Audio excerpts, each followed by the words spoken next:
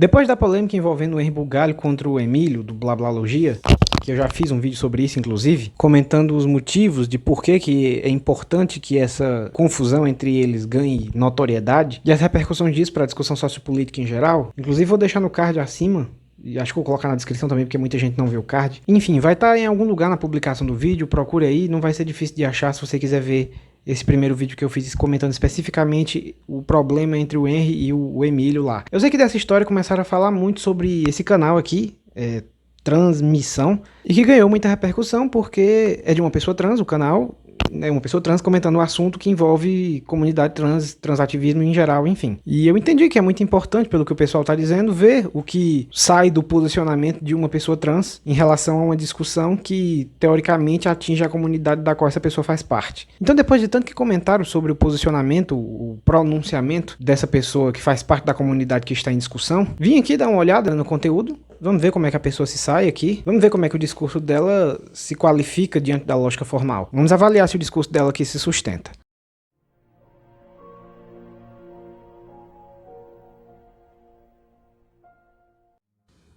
A Caroline, ela faz pesquisa sobre violência sexual cometida contra crianças e adolescentes, né? Então, é a partir desse lugar de defesa das crianças e adolescentes vítimas de violências sexuais que ela destila toda a transfobia dela. Ah, shit! Here you go again! Ao longo do vídeo, ela fala algumas coisas muito estranhas, como, por exemplo, algo que me apareceu muito, ou uma fanfic, ou uma história mal contada. Porque ela disse que ela fez materiais didáticos, né? Ela trabalhava fazendo materiais didáticos, falando sobre reprodução, né? E tudo, materiais didáticos voltados para crianças e adolescentes, onde falava sobre reprodução. E ela disse que ela estava começando a sofrer muito hate, que ela estava começando a ser taxada de transfóbica, porque nesses livros ela falava, né, que para a concepção acontecer precisa-se de um homem e de uma mulher. Gente, eu não sei do que ela tá falando em questão de hate, né? Ou as coisas realmente estavam totalmente desbalanceadas no mundo, ou então ela tá inventando coisa que ela não deve ter sofrido esse hate, ou então ela tá omitindo informações, seja do material que tinha nesse livro didático, ou seja, de quando ela iria falar sobre esses livros didáticos, né? Que aí talvez as pessoas estivessem falando que ela era transfóbica pelo conteúdo que ela falava posteriori. Eu não li esses materiais didáticos, não vou ler, né? Não tenho o menor interesse em ler isso, nem fui atrás das coisas que ela falava publicamente anteriormente, dela começar a se classificar de fato como Hatfield. Aí a pessoa começa desqualificando o relato da... Como é o nome lá da outra? Caroline Arcari também, em dizer que o que ela estava relatando lá era uma fanfic e que ela inventou aquela história de que ela sofre perseguição por causa dos livros de conteúdo educativo infantil sobre sexualidade para crianças. E aí a pessoa aqui do canal do Transmissão aqui, a transmissão aqui já começou com muita má vontade, né? Dizendo, é mentira, ela não sofreu hate nenhum. Não sei se foi isso que ela quis dizer aqui, mas enfim. De qualquer forma, não importa. Eu vou até pular, deixa eu pular logo isso aqui.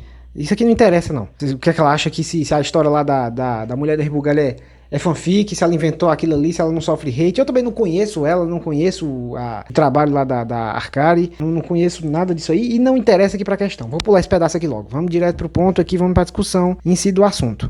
Vamos lá. Nesse vídeo, com o Henri Bugalho, ela se pauta muito no conceito de sexo biológico. E a partir desse conceito de sexo biológico, ela vai fazendo alguns malabarismos muito esquisitos. Ela fala bastante sobre tabulação de dados para fazer mapeamento de violência sexual, né? Ela fala muito sobre quando se vai atender uma criança vítima de violência sexual, o que interessa é se aquela pessoa que a violentou é um homem. Se tem pênis, é um homem e vai ser classificado assim por questões médicas e questões de tabulação de dados, né? Ela fica falando que não interessa se aquele homem se sente uma mulher, ele tem um pênis, que seria, né, algo ali relacionado à violência sexual. Ela até fala que a violência sexual tem a ver com poder, né, e não com um pênis de fato, mas ao mesmo tempo ela se contradiz, que ela fala que é o fato de ter um pênis que é relevante ali naquela análise. Nisso, que ela vai falar sobre essa tabulação de dados, que ela fala esse absurdo, me surge algumas coisas, assim, porque o tempo inteiro ela fala como na medicina e na tabulação de dados e tudo, vai se usar esse tipo de coisa. E ao mesmo tempo que ela diz isso, né, que o que interessa é se aquela pessoa tem um pênis, não sei o que e tal, né, se nasceu com pênis, ela fala que as violências, né, cometidas contra crianças e adolescentes, violências sexuais cometidas contra crianças e adolescentes, geralmente, né, contra meninas, né, crianças e adolescentes, que o texto todo é pautado em meninas, ela fala que quem comete essas violências são pais, padrastos, avós, tios. Na maioria das vezes é isso. E que a partir disso não interessa se ele se sente uma mulher ou não. Ou seja, no texto mesmo, ela dá a entender que não existe nenhuma evidência de que tem uma quantidade minimamente expressiva de mulheres trans violando o corpo de crianças e adolescentes, né? Estuprando crianças e adolescentes. Não, porque no mesmo texto ela fala que quem comete essa violência são essas figuras masculinas, né? Ou seja, são pessoas que estão muito próximas ali daquelas crianças, que têm muito acesso àquelas crianças e que têm, né, uma relação de poder ali com aquelas crianças. São familiares, pessoas extremamente próximas, né? E aí eu fico me perguntando, se ela consegue ter esses dados, se é pai, padrasto, tio, avô, né? Como é que não conseguiria também ter os dados se aquela pessoa é uma mulher trans ou não? Se aquela pessoa que nasceu com pênis e estuprou aquela criança se identifica de fato como homem ou como mulher? Não tem essa tabulação de dados porque não existe uma quantidade relevante de mulheres trans cometendo esse tipo de violência. Ou então, porque a medicina, né, não está interessada em ter essa tabulação de dados, mas poderia ter. Quando tem uma análise de algum caso de violência sexual envolvendo uma criança, se faz essas inferências, se acha, né, qual é o grau de parentesco daquele violador com a vítima, então tem como também, nessa tabulação, você saber se aquela pessoa é uma pessoa trans ou não. Isso tem como saber. E aqui eu não estou dizendo que não existam mulheres trans que cometam violências sexuais. Não estou dizendo isso, né? Eu só estou dizendo que não é uma quantidade relevante o suficiente sequer para ser cogitado em tabulações de dados. Esse pedaço aqui já é muito sintomático, né? Pra gente perceber o quanto essa pessoa aqui, ela já foi pegar o vídeo do Bugalho lá com a Caroline Arcari, já foi pegar aquele vídeo com muita má vontade, sabe? Com muito desprezo já, assim, todo enviesado, já todo armado. Parece que alguém já disse pra essa pessoa um monte de coisas já pra botar na cabeça dela que o que tava ali era muito ofensivo, então ela já procurou ver da pior forma possível. Porque aqui, eu acabei de voltar, eu fui checar de novo o vídeo. Eu não vou colocar ele aqui porque vai deixar o vídeo ainda mais longo e todo mundo já viu. É só, se quem quiser pode pegar o vídeo de volta e ir lá no vídeo do Bugalho de novo, assistir de novo. Eu não vou colocar aqui porque vai alongar demais o vídeo. Mas assim, eu acabei de reassistir 2 vezes pra checar e rechecar se é realmente isso aqui que a transmissão aqui tá falando, se é realmente o que tá lá no vídeo. E não tem nada a ver. Sabe, parece que a pessoa aqui, essa pessoa aqui, ela foi pegar o vídeo chapada. Eu não sei o que foi que houve, porque o vídeo lá não tem nada disso. Lá não tem nada disso, pelo amor de Deus. Ela tá falando ali que ela tem um método, eu vou tentar resumir. Ela tem um método para tratar da violência sexual. E esse método é baseado em sexo biológico. Então, quando vem o transativismo, quando vem essas novas visões pós-modernas querer relativizar o significado de homem e mulher e, como ela diz lá, tornar essas palavras polissêmicas, isso atrapalha o método que a Caroline usa e que as pessoas do trabalho da Caroline usam para mapear a violência. É só isso. Vamos parar de utilizar o termo homem e mulher dessa maneira polissêmica, porque isso atrapalha o mapeamento e o tratamento, a recepção das vítimas de violência sexual. É só isso.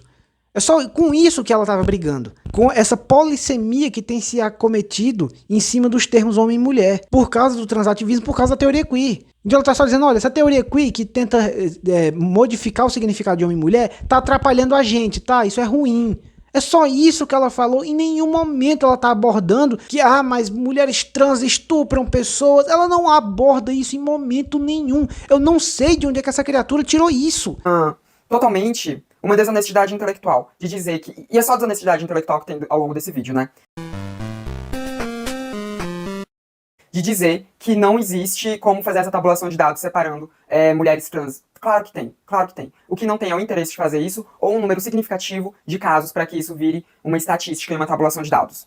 Véi, que viagem é essa, véi? Da onde vem a miséria?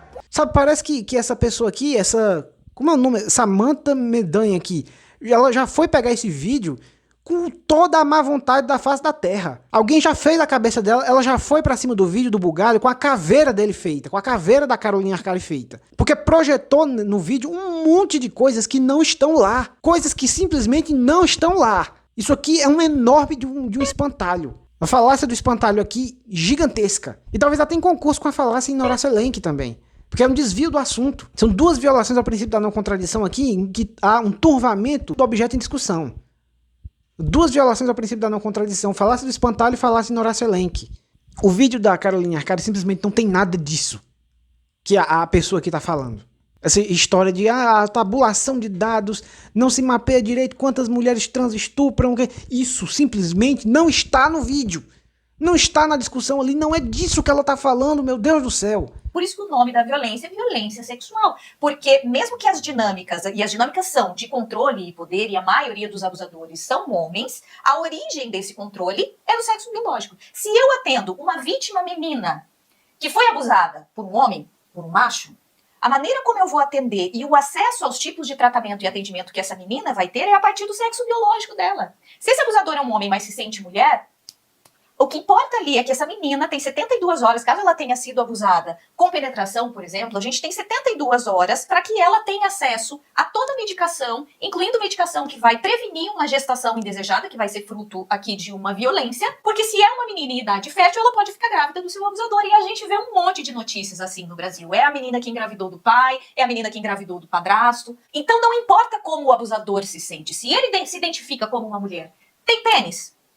Nessa perspectiva que eu preciso partir para resolver esse problema, nessa política pública que eu preciso atender essa vítima, o que me importa é do sexo masculino? Envolver um abuso de uma menina em idade fértil do sexo feminino? A maioria dos abusadores são pais, são padrastos, tios, avós do sexo masculino. E é assim também que aparece na estatística.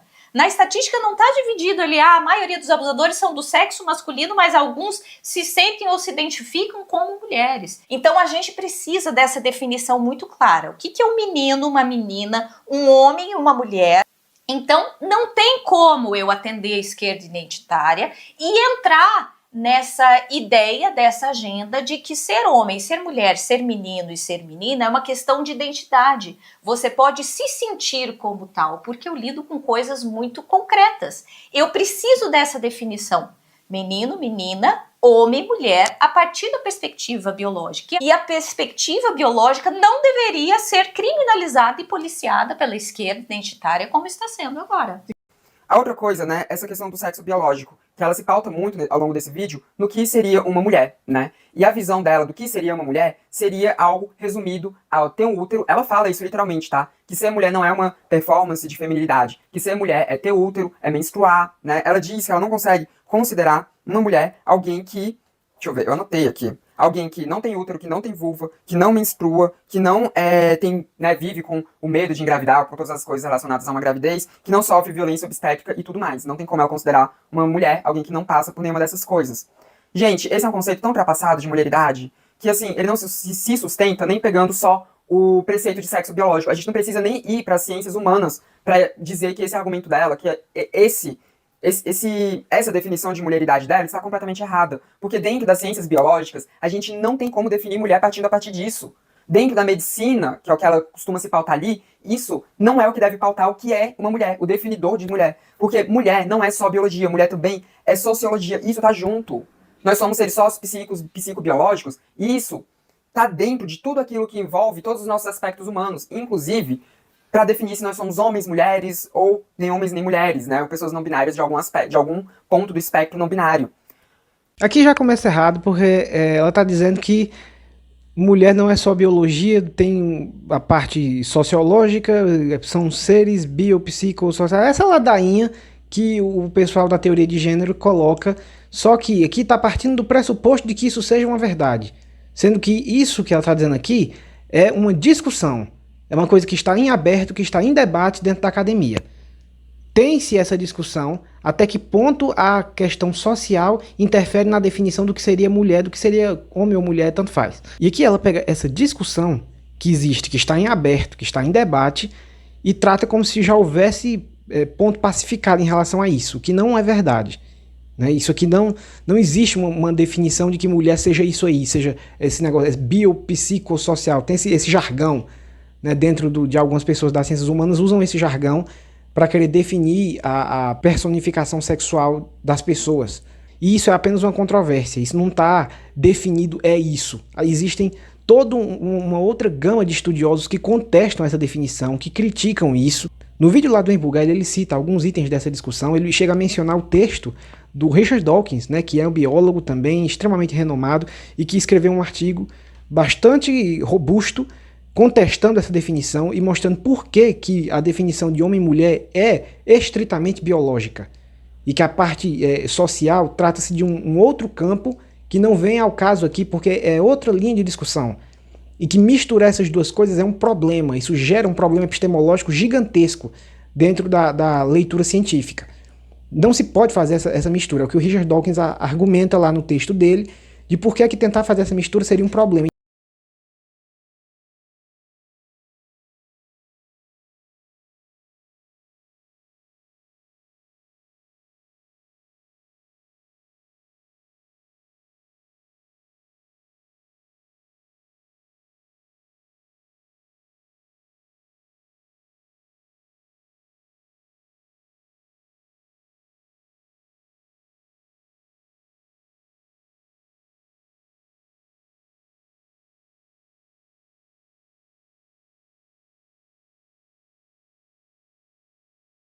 Então, assim, esse negócio de mulher biopsicossocial, isso aqui é invenção, tá?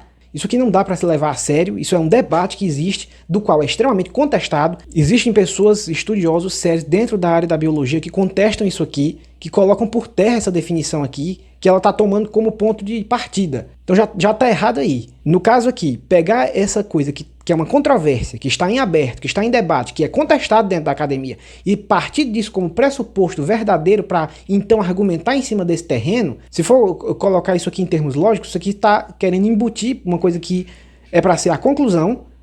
Depois desse debate, a gente vai concluir se isso é verdade ou não, e ela aqui está pegando isso, que iria se concluir a posteriori, e puxando isso para o ponto de partida. Ou seja, está puxando o que seria uma conclusão para ser premissa, para ser o ponto inicial, o ponto de partida do qual vai argumentar assim em cima. Né? Então, quando você puxa a conclusão e embute ela na premissa do seu raciocínio, isso é uma violação do princípio da não contradição, dentro da lógica formal. Porque você fica sem uma definição clara do que é a conclusão, do que é a premissa dentro do silogismo. Você mistura as coisas e começa a fazer um raciocínio em que aquilo que se pretende concluir, aquilo que se pretende resultar, você já embute no seu pressuposto. O resultado disso é um raciocínio circular, que é o nome que também se dá a esse tipo de violação lógica, que dentro da dialética é chamada de petitio principii, ou falácia da petição de princípio. Então aqui já de antemão já é para se descartar, porque já se parte de um pressuposto problemático, né, que aqui é a utilização da falácia da petição de princípio, em que se coloca uma coisa que está em discussão, está em aberto dentro da academia, se coloca como pressuposto do raciocínio que ela quer apresentar. Então já começa errado aí. E eu tô dizendo isso de ponto de vista biológico mesmo. Porque, gente, existem muitas mulheres cisgênero, sabe? E aqui, mulher cisgênero, eu vou pegar a definição que eu uso de mulher cisgênero. Aquela pessoa que, quando nasceu, foi definida mulher pelos médicos, pela família e tudo mais, e ao longo do crescimento dela, ela continuou se identificando enquanto mulher. Essa é a classificação de uma pessoa cisgênero. Mas existem tantas variedades dentro de pessoas cisgênero, existe uma variedade tão grande de pessoas intersexo que estariam dentro da classificação de mulheres cisgênero, que o feminismo radical simplesmente ignora essas pessoas intersexo. Ignora. Existe uma coisa, por exemplo, né? Pegando desse conceito de útero, vulva e tudo mais, existe uma coisa chamada Síndrome de Rokitansky. Eu posso ter falado esse nome errado, mas enfim, Síndrome de Rokitansky, que consiste justamente em uma pessoa que tem 2 cromossomos X, né? Uma pessoa que, enfim, muitas vezes tem vulva, nascer sem útero. Não tem útero. Não, ou então tem um útero muito mal formado, um útero que ele é incompleto na sua formação. Às vezes até tem útero, mas não tem ovários. Às vezes essa pessoa não tem canal vaginal. Às vezes a gente está falando de pessoa que nasceu ali com uma vulva, foi designada mulher ao nascimento. Muitas dessas pessoas constituem sua vida continuando se identificando enquanto mulheres, mas não menstrua porque não tem útero, ou tem um útero mal formado. Não tem um canal vaginal por onde uma menstruação poderia descer. Não tem ovários. Essas pessoas não experienciam muitas das coisas, né, praticamente todas as coisas, que a Caroline colocou ali como sendo o definidor de mulher. Porque se ela não tem um canal vaginal, ou se ela não tem o útero, ou se ela não tem ovários, ela não vai menstruar, ela não vai arcar com todas as coisas da gravidez. Ela pode até ter medo de engravidar, até o momento em que ela descobrir essa condição dela. Ela pode até ter o desejo de engravidar, mas é o desejo de engravidar também, mulheres trans, muitas têm esse desejo, né? Mas enfim, ela pode até viver esse medo de engravidar, mas ela não vai menstruar, porque ela não vai ter útero. A violência obstétrica que ela vai sofrer vai ser mínima, porque na primeira consulta com o ginecologista que ela for, vai ser visto que ela não tem um útero ali no final do canal vaginal dela. Ela não é uma mulher, então? E se você tá achando que essa quantidade é uma quantidade irrisória, 1 a cada 5.000 mulheres tem essa condição. 1 a cada 5.000, esse é um número irrisório? Então, segundo essa definição de mulheridade que a Caroline Arcuri traz, e que toda a teoria atual do feminismo radical traz, 1 em cada 5.000 mulheres não seria uma mulher, seria algo diferente. Seria algo ali que não pode ser pautado enquanto mulher. Mesmo que essa pessoa tenha nascido com uma vulva, mesmo que essa pessoa se identifique enquanto uma mulher, né, essa pessoa foi classificada enquanto mulher ao nascimento, continua se identificando enquanto mulher, e viva todas as outras coisas que englobam a vivência de uma mulher, ela não seria uma mulher, segundo essa definição da Caroline Arcuri. Então, quando ela fala que isso é o que define uma mulher, você ter vagina, vulva, ovários, você ter canal vaginal, ela não está nem se pautando no que a medicina, a biologia conhece, porque ela está ignorando várias coisas dentro da biologia, dentro da medicina, para validar o que não seria uma mulher para ela. E olha que aqui eu peguei um caso específico, que foi o da síndrome de Rokitansky, que eu devo estar falando esse nome errado. Mas existem muitas outras coisas dentro daquilo que seria intersexualidade que colocam em xeque essa definição dela. Muitas, muitas. Então esse número não seria nem só 1 a cada 5.000, porque 1 a cada 5.000 são as que têm essa síndrome específica. Mas existem tantas formas de intersexualidade que acabam virando ali em você não passar por tudo que uma mulher passa, que assim, Pelo amor de Deus. Aqui tem outro problema gigantesco, aliás, que é um aglomerado de problemas discursivos, né? Porque aqui ela cometeu duas falácias de uma vez só, que é a falácia do espantalho, porque não é isso que a Caroline Arcari, ela tá chamando Arcuri, fala o nome dela errado.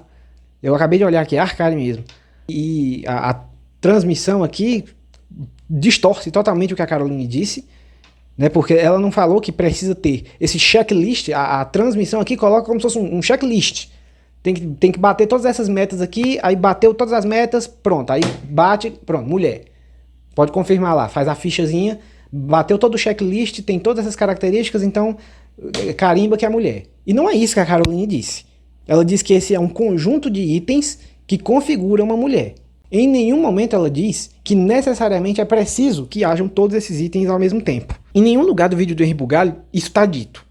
Do vídeo lá é porque o vídeo é do canal do Henri Bugalho, então eu tendo a chamar pelo nome do canal.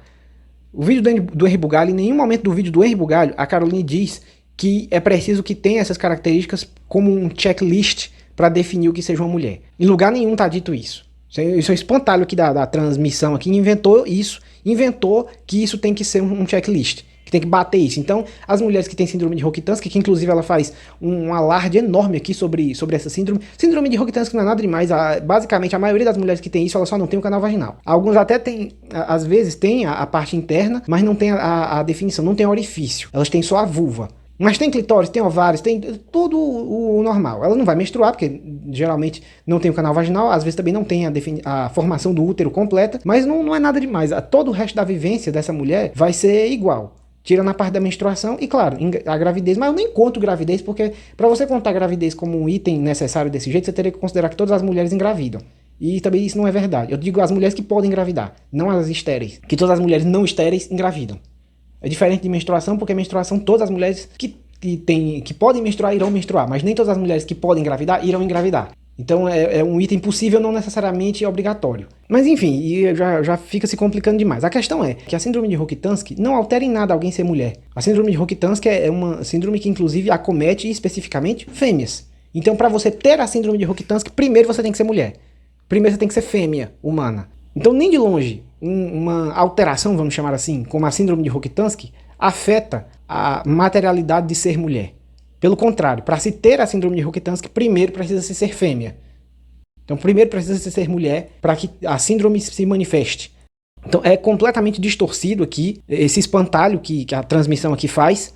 Né? Primeiro eu falasse do espantalho. Segundo que, ainda que o fosse, ainda que a síndrome de Rokitansky, vamos colocar qualquer síndrome.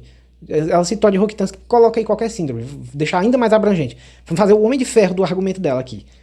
O princípio da caridade na dialética, que é tomar o argumento do proponente da forma mais bem arranjada possível, ler o argumento do proponente da forma com o maior nível de boa vontade possível. Então, melhorar o argumento dele se possível. Então, eu não vou nem colocar só o Rokitansky como a transmissão aqui colocou. Vamos tratar como se fosse qualquer síndrome. Qualquer possível forma de anomalia cromossômica que se imagine, que já esteja biologicamente catalogado, ou até que nem esteja catalogado, você pode até inventar, vamos inventar. Até faz de conta aí até outras síndromes possíveis, qualquer síndrome. Ainda assim, elas estarão no ponto de serem exceções. O normal, a via de regra, quando se nasce o ser humano, é que ele tem uma característica definidora de ser macho ou fêmea. Ele vai ser um dos dois. Ou ele vai ficar no meio termo, que no caso são os intersexos. E o que o intersexo também, isso é outra coisa que também se faz muita confusão, o intersexo não é uma terceira via, tá, pessoal? Vamos parar com essa conversa de dizer que o intersexo desmonta a binaridade do sexo, não desmonta, nem de longe. O intersexo não é uma terceira via, não é um terceiro sexo. O intersexo ele tem esse nome exatamente porque ele fica no meio termo entre os dois opostos. Só isso. Então ele ficar no meio termo só reforça o fato de que existem apenas dois. Ele não é um terceiro.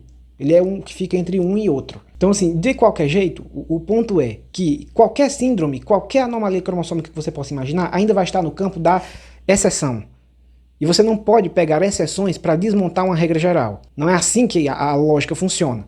Quando você pega uma exceção e toma ela como regra, toma ela como parâmetro para tentar dizer que a regra é inválida, isso também é uma violação lógica e é chamado dentro da dialética de falácia da inversão do acidente, que é o que a transmissão aqui está usando, né, um conjunto aqui de duas falácias. A do espantalho, primeiro porque a Caroline Arcari nunca disse que para ser mulher era um checklist, Ela diz que tem que ter aquelas características, em nenhum momento fala que necessariamente precisam ser todas. E uma mulher dentro da síndrome de Rokitansky, ela tem várias das outras características, ela só não tem canal vaginal. E pior ainda, para poder ela ter a anomalia da síndrome de Rokitansky, primeiro ela precisa ser fêmea, porque essa anomalia só acomete fêmeas. Então ela já tem que ser mulher para poder ter a ausência do canal vaginal. Então já está distorcido de todas as formas possíveis. E a segunda falácia, que é a inversão do acidente, que é pegar exceção por regra. Qualquer síndrome que você possa imaginar não vai logicamente servir para invalidar a regra geral de que fêmeas são isso que a Caroline definiu. Aquela definição de fêmea permanece correta. Ficar usando exceções não vai derrubar a regra geral. Não é assim que a lógica funciona.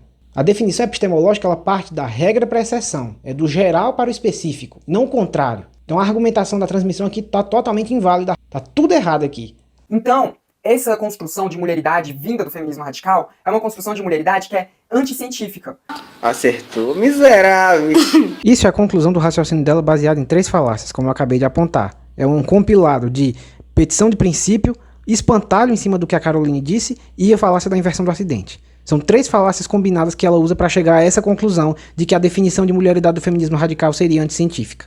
Essa conclusão está baseada em 3 falácias, então completamente inválida essa conclusão. São 3 violações da lógica formal combinadas aqui nesse raciocínio dela. Tem um vídeo muito bom do Átila Yamarino, né, o biólogo Átila Yamarino, que eu já recomendei para vocês várias vezes aqui ao longo desse canal, que é um vídeo em que ele fala sobre justamente ser difícil você definir biologicamente o que é uma mulher. O vídeo é esse que está aparecendo aqui do lado para vocês, depois vocês vão lá e assistam. Eu vou colocar ele também na caixa de descrição aqui para vocês darem uma olhada. E lá o Átila fala justamente sobre como não existe um jeito biológico de você definir o que é uma mulher. Isso é mentira. Isso é mentira. Eu acabei de assistir o vídeo dele. Fui lá, vi aqui a recomendação do canal, já fui direto lá, peguei o vídeo do Átila, acabei de assistir aqui o vídeo inteiro. É mentira, ele não fala isso. O que ele diz ali é que existem pessoas, basicamente o que ele diz é que existem mais pessoas intersexos do que parecem. E que muitas pessoas que não parecem ser intersexos são pessoas que pela aparência você bate o olho e diz que é um homem, ou bate o olho e diz que é uma mulher, e na verdade aquela pessoa é intersexo. Existem problemas na cariotipagem que vão identificar que na verdade o cromossomo dela tem problemas no SRY, ele não apareceu, ele não se manifestou, não foi ativado. E aí a característica que deveria ir para um lado foi para outro. É complexo o vídeo dele lá. E não, a conclusão do vídeo não é essa. Ele está falando ali sobre definições para competição. Como vai definir quem é que compete na categoria feminina, quem é que compete na categoria masculina. Porque as competições são movidas a desempenho físico. E é disso que ele estava falando ali. Porque existem desempenhos físicos que não são condizentes com o que o comitê organizador define que seria o desempenho de uma mulher ou o desempenho de um homem. Ele está falando de desempenho. Capacidade pulmonar, respiratória, força, velocidade, agilidade, é dessas coisas que está se falando ali. E de como essas coisas são produzidas ou reagem à questão hormonal, e entra doping também na questão, a aplicação da testosterona e como ela modifica o desempenho físico, é disso que está sendo discutido ali, é outro tema. E aí fica uma coisa turvada, fica uma coisa nebulosa para os comitês organizadores definirem o que seria o padrão para a categoria masculina e a categoria feminina. Uma vez que existem tantas possibilidades, digamos assim, de um espectro intersexual. E que nesse espectro existem características misturadas ali no meio. Em nenhum momento está se questionando a definição objetiva do que seria mulher ou homem. Em nenhum momento se define o que seria macho ou fêmea, até porque isso já seria um contrassenso lógico a priori, uma vez que como é que nós vamos definir que existem confusões de um espectro entre 2 extremos se nós nem sabemos quais são esses extremos? Como é que nós poderíamos definir o que é que está divergindo entre homem e mulher? O próprio vídeo inteiro perderia o sentido. Se não existe o XY e o XX, como nós poderíamos dizer que o XXY é uma anomalia? Como é que vai existir a definição de anomalia se não existe a definição de normalidade? Isso já seria um contrassenso a priori. Não tem um pingo de lógica querer dizer que o vídeo do Átila relativiza o que seja homem ou mulher. Muito pelo contrário. Em resumo, as mulheres XY, que ele cita lá, que poderíamos dizer que são uma classe de intersexualidade, só são intersexualidade porque primeiro existe a definição de que mulher é XX. Primeiro tem que existir a definição de que o XX define mulher, para que a gente então entenda que existe a anomalia da mulher XY. Isso não seria um caso, isso não seria uma discussão se não houvesse a priori a definição padrão do que é o normal. Mulheres e homens têm uma diferença genética e grande, que as mulheres são na verdade uma mistura de células com uma genética um pouco diferente, que talvez explique por que as mulheres são mais resistentes a infecções e têm mais doenças autoimunes. Essa diferença toda tem a ver com 2 pedacinhos de DNA que determinam o nosso sexo biológico. Quem herda 2 pedaços iguais, de mãe e de pai, nasce mulher. E quem herda um pedacinho menor do pai, nasce homem. Hoje em dia a gente sabe bem mais sobre como o cromossomo Y determina o sexo masculino biológico. Até a 6ª semana de gestação, o nosso corpo se desenvolvendo dentro do útero não sabe bem qual é o sexo que vai formar. As nossas gônadas ainda não formaram testículos ou ovários, e os órgãos sexuais ainda não começaram a seguir uma carreira.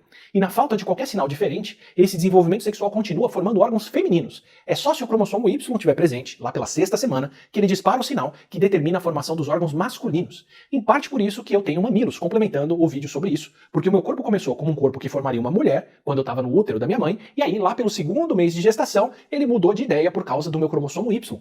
E deu no que deu. Agora eu tô aqui só com um cromossomo X seguindo a minha vida. Ou seja, vocês mulheres têm uma cópia a mais de um cromossomo que eu não tenho. E como o outro cromossomo que eu tenho, que é o Y, não leva muito mais do que o gatilho para fazer os testículos, isso quer dizer que vocês podem carregar mais informação genética do que eu com esse 2º cromossomo X. Fala justamente sobre como não existe um jeito biológico de você definir o que é uma mulher. É mentira!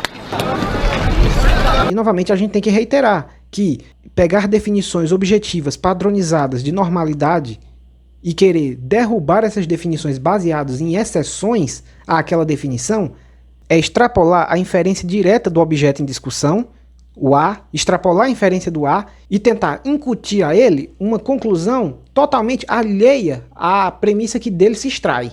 Isso é uma violação ao princípio do terceiro excluído, definido na dialética como falácia da inversão do acidente. Já expliquei isso lá atrás, mostrando por que não faz sentido ficar se apegando a casos de intersexualidade para querer derrubar a definição objetiva do que seja homem e mulher. Mas tem um momento em que ela fala, né, sobre o que acontece com uma criança quando ela é vítima de um abuso sexual. E ela vai falando, né, tipo, que essa menina que foi vítima de abuso, ela, né, eles precisam identificar quem foi que abusou, não sei o quê, né, e aí por isso não teria como inferir se aquela pessoa é uma pessoa trans ou não, algo que super teria como inferir, como medir isso, né.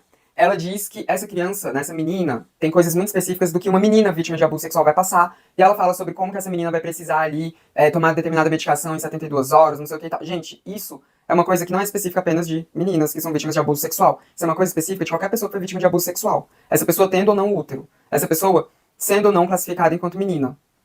Se um menino cisgênero for violentado, ele também vai ter até 72 horas para tomar todos os medicamentos anti-HIV, né, todo aquele coquetel, tudo aquilo ali, para evitar que ele contraia alguma doença, né.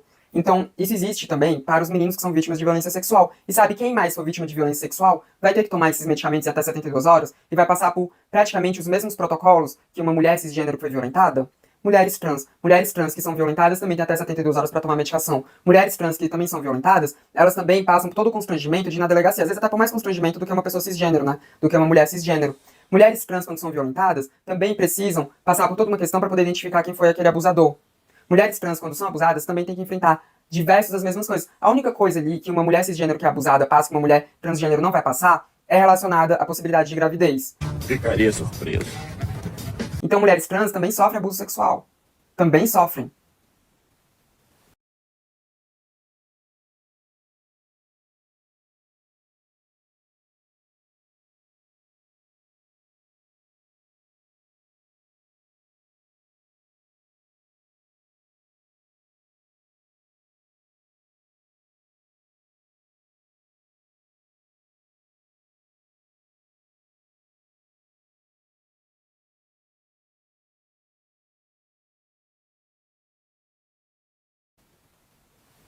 Mas ela fala como se apenas mulheres cisgênero, apenas crianças e meninas, apenas quem nasceu com uma vagina pudesse ser vítima de abuso sexual. Não é.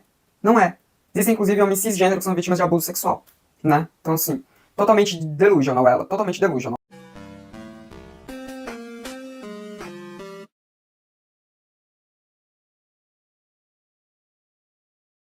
Aí, tem outro ponto que ela entra no vídeo dela, que, assim, foi o ponto que eu achei mais absurdo, que é o ponto em que ela tá falando sobre performances de gênero e tudo mais, que ela tá falando sobre como que ser mulher não é uma expressão de feminilidade, né, enfim, ela fala que ser mulher é tudo aquilo que eu já disse pra vocês, né, de útero, não sei o que e tal, mas ela fala sobre não ser, usar uma maquiagem, não é ter um cabelo alinhado de tal forma, não é a roupa que a pessoa usa e tudo mais, né, tudo isso é só uma expressão e tudo mais, né, isso é só feminilidade, e que mulheres trans se sustentam apenas nessas performances de feminilidade para se classificar enquanto mulher.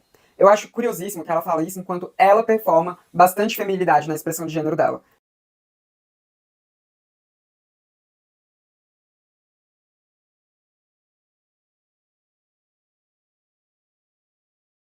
Ela fala isso enquanto ela tá super maquiada, ela tá com o cabelo super alinhado, com roupas consideradas super femininas, né? E ela falando sobre isso enquanto tem mulheres trans que são desfém.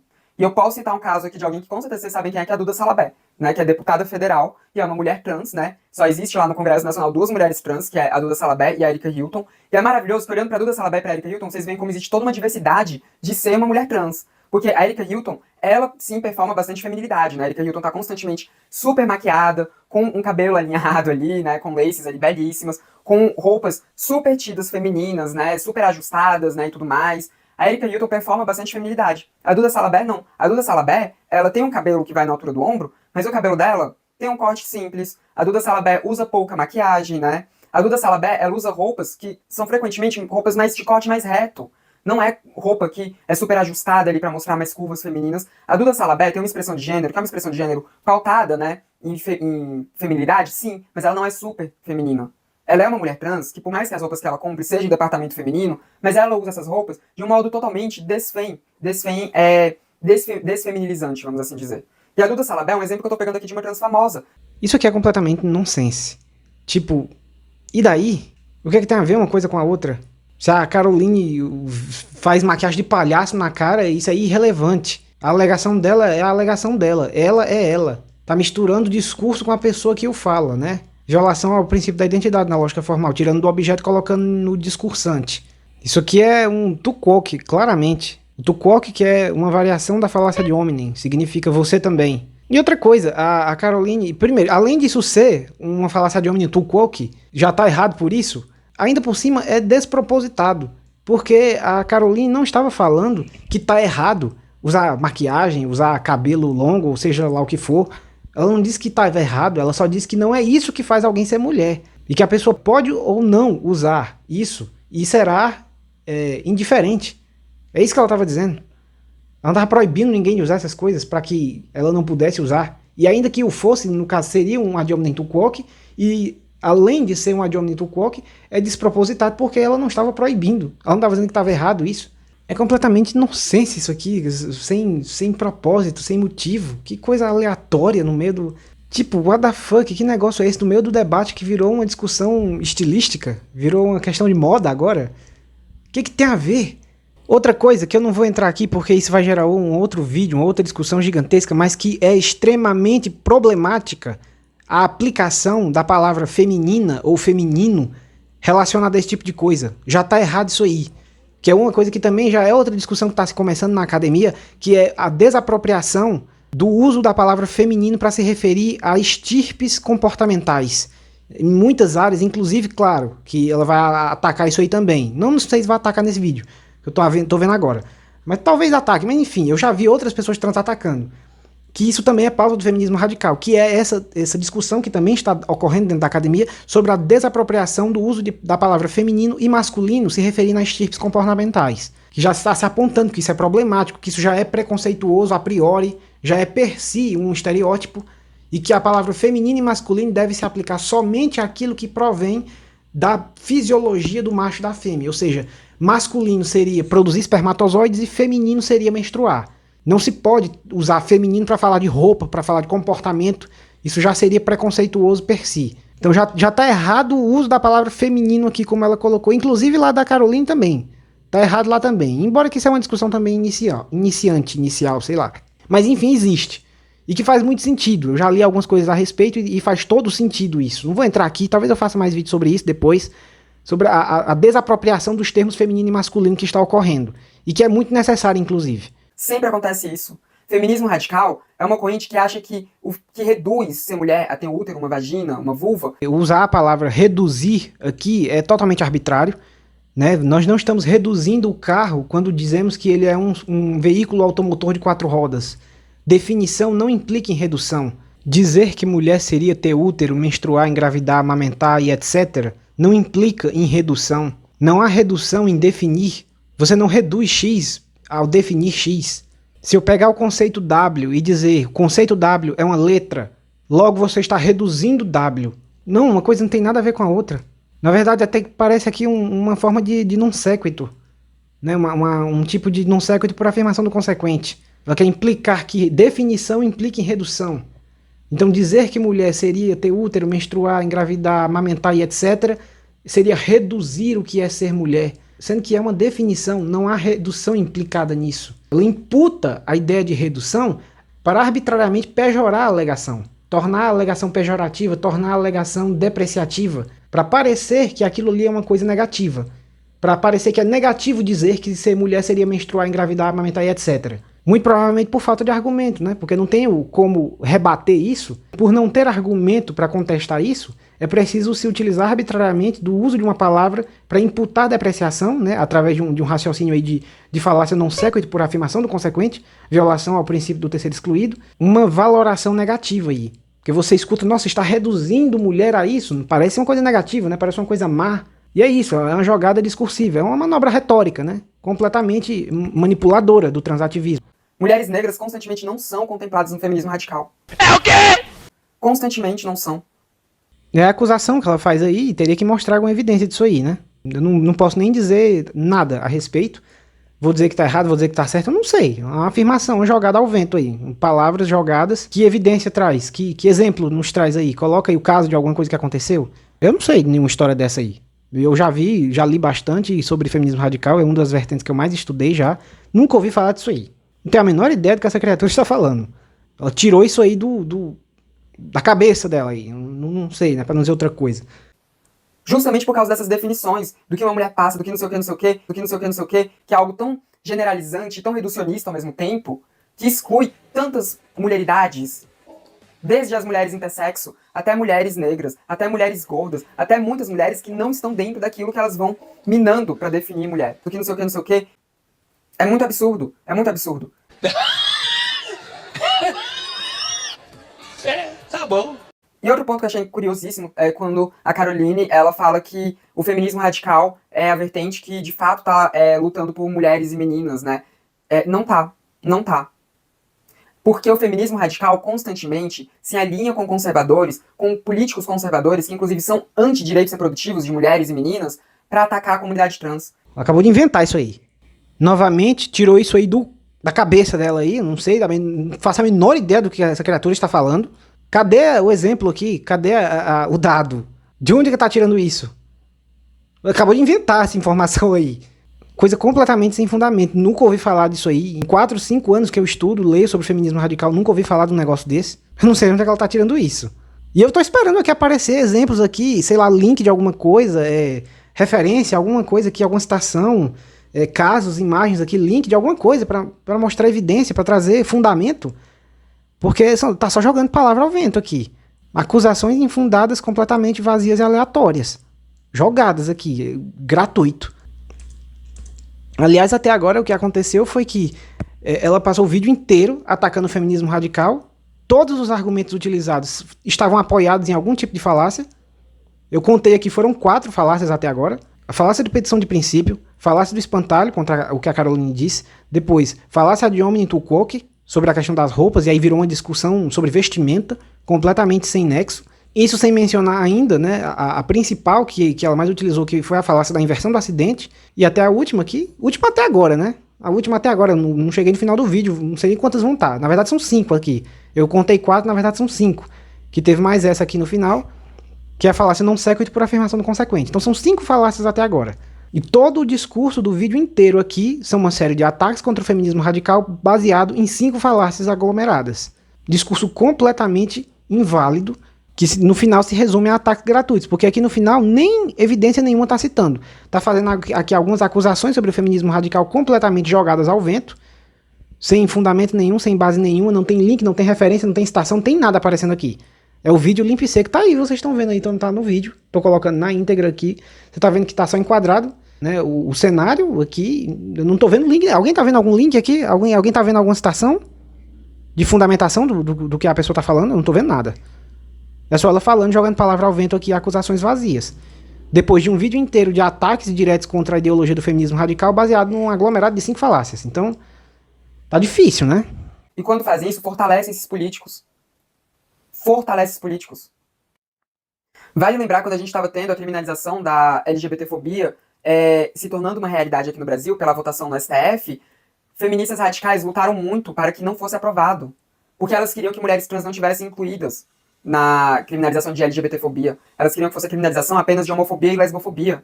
Mas como não foi, isso não foi colocado no texto, ou melhor, mulheres trans não foram retiradas do texto, elas fizeram todo um trabalho para que aquilo não fosse criminalizado. Nesse momento elas lutaram pelas mulheres lésbicas, pelas mulheres bissexuais? Não lutaram. Então nem pelas mulheres cisgênero elas lutam direito. Tá, cadê o link? Cadê a menção aí? Tem reportagem sobre isso? Tem alguma matéria aqui que dê pra gente ver, pra tirar aqui a prova? Cadê? Cadê o fundamento? Eu tô vendo só você acusar e jogar a palavra ao vento aqui.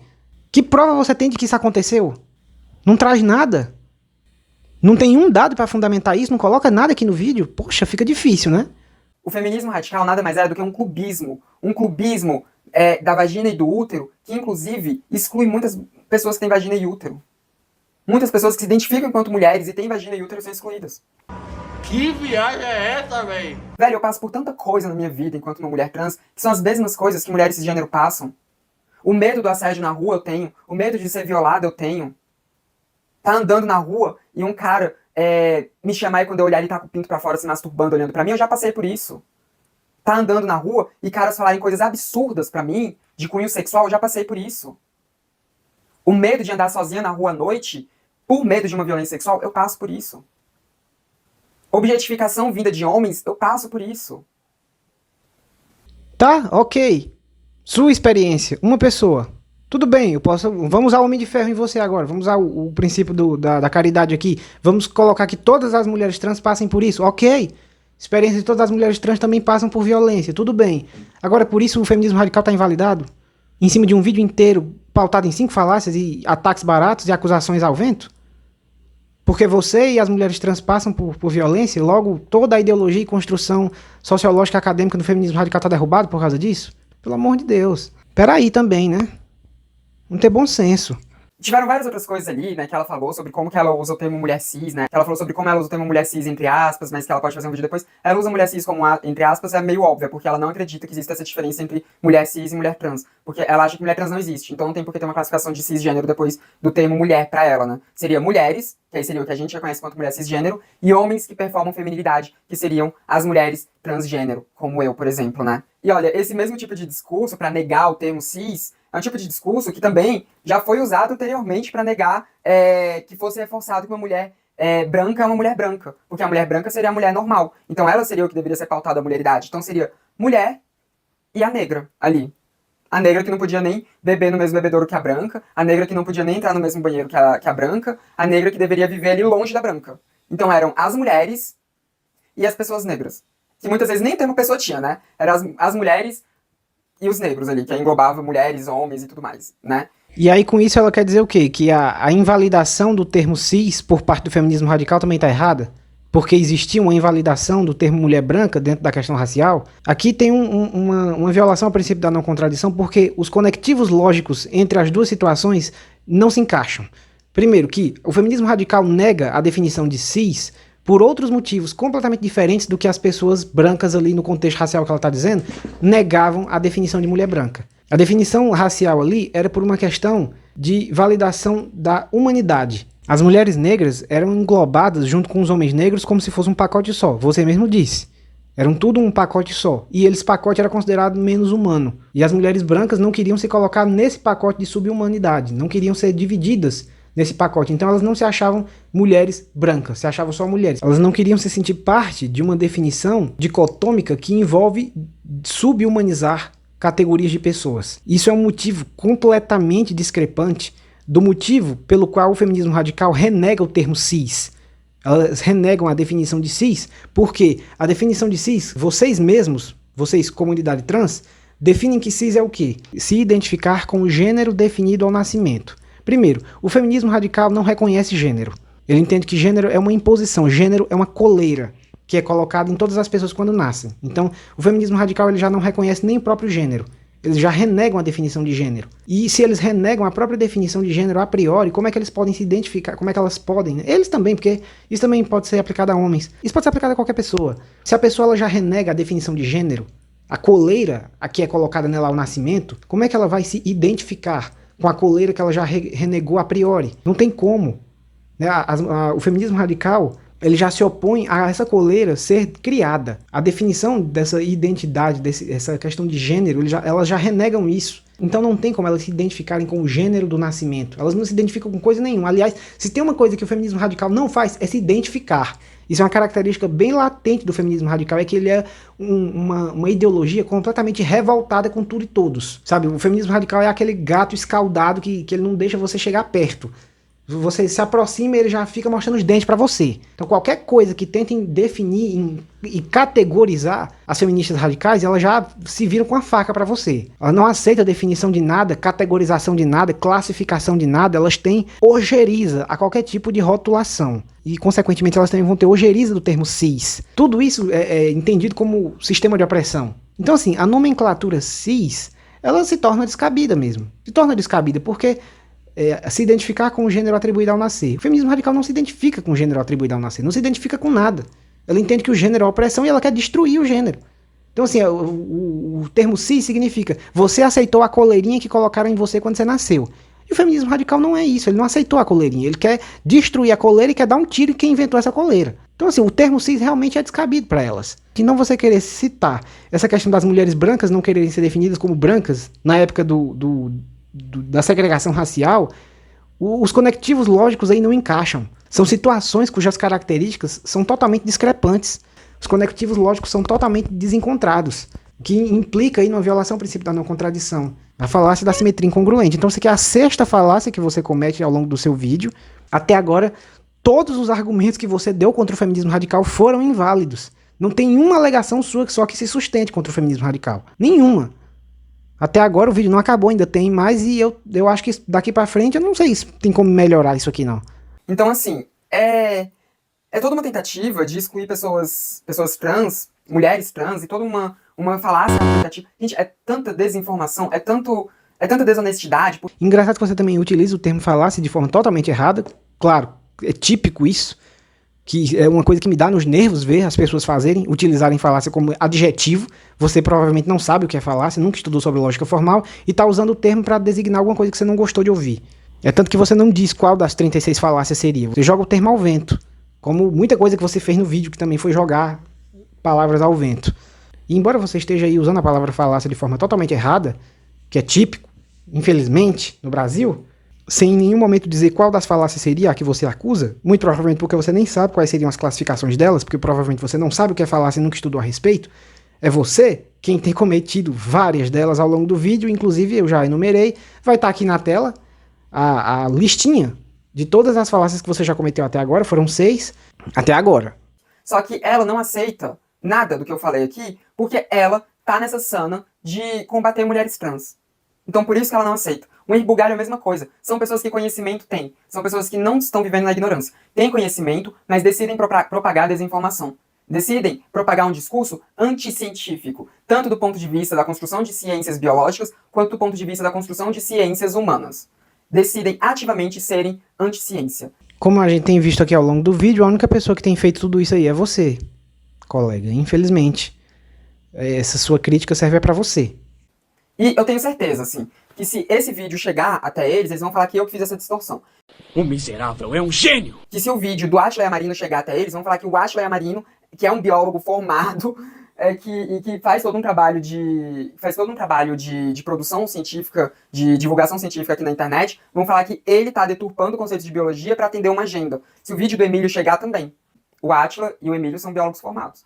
Eles compactam da mesma visão que a minha.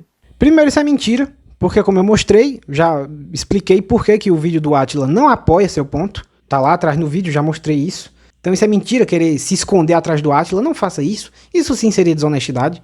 Não queira se esconder atrás do Átila. Ele não tá apoiando seu ponto. Pelo menos não no vídeo que ele fez. Aquilo ali não reforça o que você quer defender. E segundo, que se isso fosse verdade, se ele realmente apoiasse seu ponto, você não pode pegar, 2 biólogos formados, eles concordam comigo, logo eu tô certo. Pelo amor de Deus, isso seria a sua 7ª falácia, no caso, né? Você tira do objeto em discussão e coloca nas pessoas que o falam, nas pessoas que o proferem, a validação do objeto. O que é a falácia ad verecundiam, também chamada de apelo à autoridade. Dizem que quando completa 3, você pode pedir música no Fantástico. Quando completa 7, eu não sei o que é que pode pedir, não. Talvez pedir pra excluir o vídeo, será? Então assim, conclusão aqui do vídeo, né? Porque depois de tudo isso, um vídeo de 1 hora aqui, mais de 1 hora mais ou menos, bem cansativo, especialmente quando você tá escutando um monte de atrocidades. E o pior de tudo, que é uma coisa que sempre me deixa com a sensação de inutilidade no mundo, que é ver que esse monte de coisa errada que a pessoa tá falando está sendo aplaudido. Esse vídeo ele foi mostrado para mim por umas 15 pessoas diferentes em comentários de vários canais que eu entrei para ver essa discussão, essa briga do Emílio com o Bugalho. E todo mundo apresentando esse vídeo para mim, citando esse vídeo para mim, não veja lá, vá olhar, porque o canal Transmissão fez um vídeo excelente, uma coisa maravilhosa, compilou todos os assuntos, disse tudo, falou tudo, foi perfeito, foi esplêndido, tá tudo lá, vá assistir, abre a sua visão, é muito bom.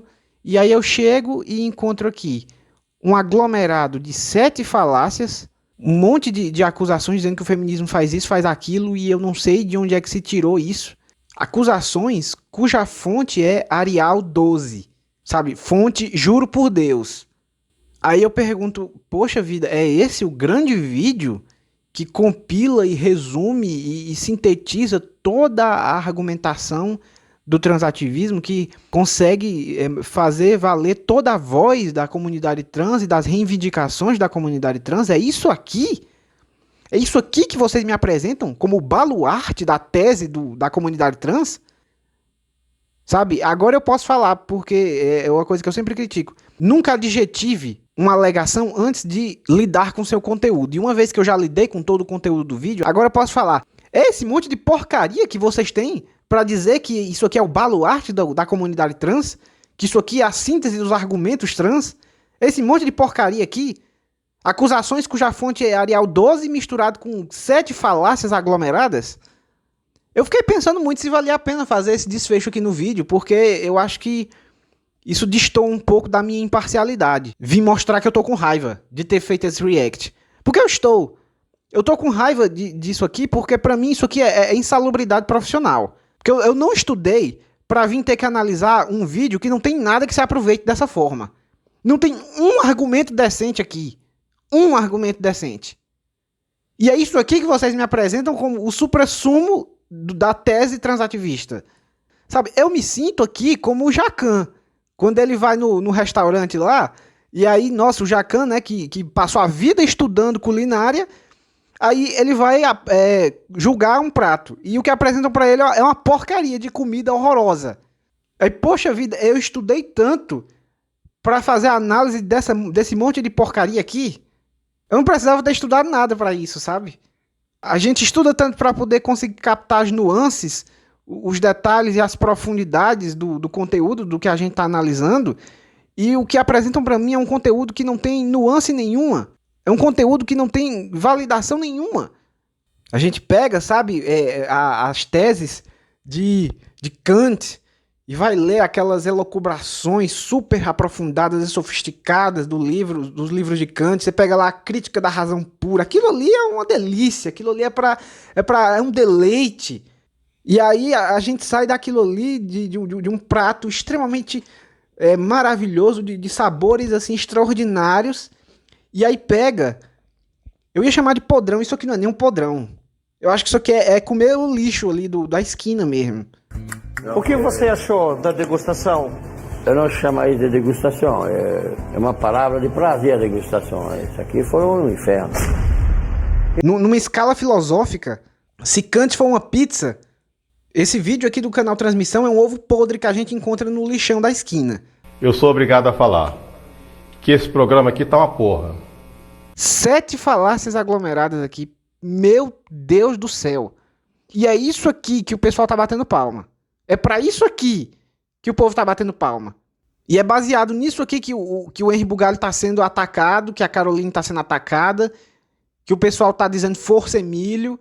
Eu acho que tem um pessoal também agora que tá dizendo que o Quadrinhos na Sarjeta, ele pegou leve com o Bugalho, ele foi muito complacente, muito comedido. Estão dizendo que ele até passou pano. O Alexandre Link, lá do Quadrinhos na Sarjeta, estão dizendo que ele passou pano. Eu vi algumas pessoas dizendo isso. Eu acho que ele é a pessoa mais inteligente nesse debate inteiro, porque o que vocês estão chamando de passar pano é ter um mínimo de ponderação, né? pra perceber que essa discussão é completamente descabida e que esse ataque combinado que tá vindo contra o Henry Bugalho e contra a Caroline não tem pé nem cabeça. E aí eu acho que o Alexandre Link, pra poder não decepcionar vocês, ele pelo menos fez alguma crítica, ele pelo menos fez algum vídeo ali, e pisando em ovos, né? Porque o Emílio foi ameaçado de processo e ele provavelmente também não quer puxar essa pra cima dele, não quer colocar o dele na reta, então ele foi comedido ali, e o pessoal tá achando ruim, estão dizendo que ele passou pano. Ele é a única pessoa que tá usando a cabeça nessa briga toda. Porque ele deve ter olhado pra isso aqui e percebido, velho, isso aqui não tem cabimento, isso aqui não tem, sabe, fundamento, essa treta aqui. Mas enfim, esse vídeo já tá tão grande. Eu só queria mesmo deixar esse desabafo aqui no final. Porque eu estou me sentindo o Jacan depois de ir num restaurante horroroso. Porque a gente estuda filosofia, a gente estuda lógica para poder conseguir captar, saborear as profundidades dos raciocínios, a profundidade dos argumentos, sabe? Conseguir saborear, desfrutar do que existe de mais sofisticado dentro do intelecto humano. E aí o que me apresentou aqui é uma porcaria dessa. A gente estuda tanta culinária pra ir comer lixo. Claro que dá raiva. Claro que isso deixa a gente puto.